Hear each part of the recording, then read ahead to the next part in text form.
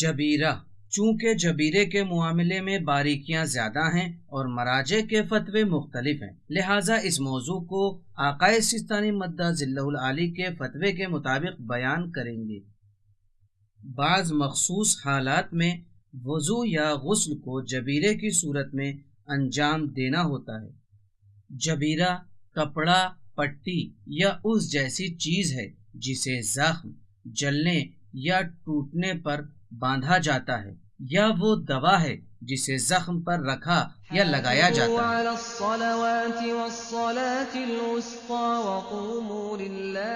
اگر زخم وغیرہ کھلا ہے اور اس پر پانی ڈالا جا سکتا ہو تو پھر معمول کے مطابق وضو کرنا چاہیے۔ الشمس إلى غسق الليل وقرآن الفجر إن قرآن الفجر كان مشهودا۔ اگر زخم وغیرہ چہرے یا ہاتھوں میں ہو اور وہ کھلا بھی ہو اور اس پر پانی ڈالنا نقصان دہ ہو یا نجس ہو اور اس پر پانی نہیں ڈال سکتے تو فقط اطراف کو دھونا کافی ہے۔ اگر زخم وغیرہ مسے کی جگہ ہو اور کھلا ہوا ہو تو اگر اس جگہ پر یا اس کے اطراف میں مسا کرنا ممکن ہو تو معمول کے مطابق وضو کریں گے، لیکن اگر اس پر مسا ممکن نہ ہو تو اس پر کپڑا ڈال کر اس پر مسا کریں گے، اور اگر کپڑا ڈالنا بھی ممکن نہ ہو تو پھر وضو کے بدلے تیمم کیا جائے گا۔ اگر زخم وغیرہ پٹی سے بندھا ہوا ہو تو اگر پٹی کے نیچے پانی پہنچانا ممکن ہو تو پانی پہنچائیں گے۔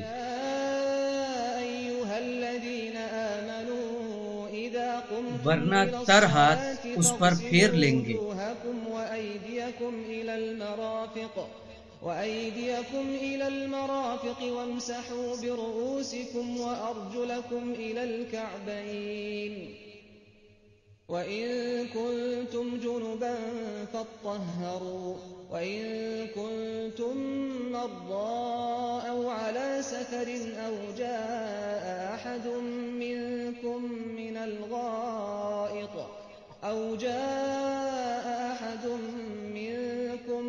الغائط أو لامستم النساء فلم تجدوا ماء فتيمموا صعيدا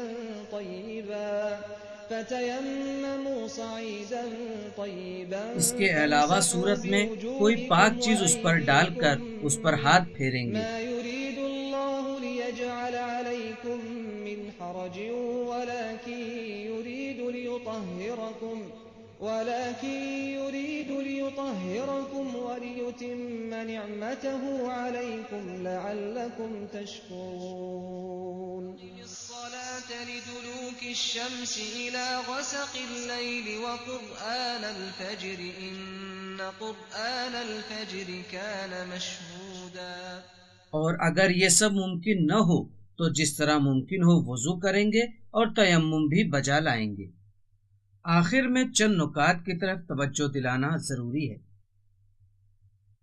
وضوء جبیرہ میں سر یا پیر کا مسح ہاتھ میں باقی رہ جانے والی رطوبت سے کیا جائے گا، چاہے انگلیوں پر جبیرہ ہی کیوں نہ ہو۔ اگر جبیرہ وضو کے بعض حصے پر ہو تو اس پر بھی جبیرے کا حکم والا عمل انجام پائے گا، اور اگر جبیرہ پورے اعضاء وضو یا اس کے زیادہ حصے کو گھیرے ہو تو پھر اسے تیمم کرنا ہوگا۔ إن الصلاة تنهى عن الفحشاء والمنكر ولذكر الله أكبر۔ اگر زخم پر ضرورت سے زیادہ پٹیاں بندھی ہوں اور اسے کھولا جا سکتا ہو تو اسے کھول کر معمول کے مطابق وضو کریں گے، یعنی وضو کو دھوئیں گے یا مسح کریں گے۔ لیکن اگر اسے کھولا نہ جا سکتا ہو تو احتیاط واجب کی بنا پر اسے اسی طرح دھویا جائے اور تیمم بھی کیا جائے۔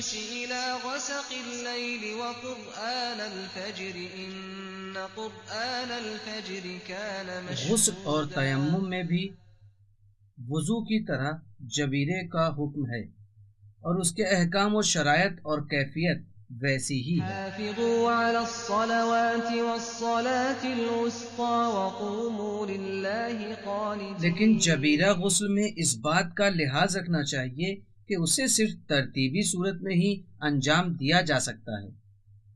جس شخص پر جبیرہ وضو کر کے نماز پڑھنے کی ذمہ داری ہے، اگر اسے اپنے عذر کے برطرف ہونے کی امید نہ ہو تو وہ اول وقت ہی نماز پڑھ سکتا ہے۔ لیکن اگر یہ امید ہو کہ تھوڑی دیر کے بعد اس کا عذر دور ہو جائے گا تو احتیاط واجب یہ ہے کہ عذر کے برطرف ہونے تک وہ انتظار کرے اور آخر وقت میں جبیرہ وضو کے ذریعے اپنی نماز پڑھ لے۔ اگر شک ہو جائے کہ ہماری ذمہ داری جبیرہ وضو کر کے نماز پڑھنا ہے یا تیمم کر کے، تو احتیاط واجب کے بنا پر دونوں کو بجا لائے۔ وقعودا وعلى جنوبكم فإذا اطمأننتم فأقيموا الصلاة إن الصلاة كانت على اور جبیرہ وضو المؤمنين سے عذر كتابا کے برطرف ہونے کے بعد بھی وہ کام کیے جا سکتے ہیں جن میں وضو کی ضرورت ہوتی ہے،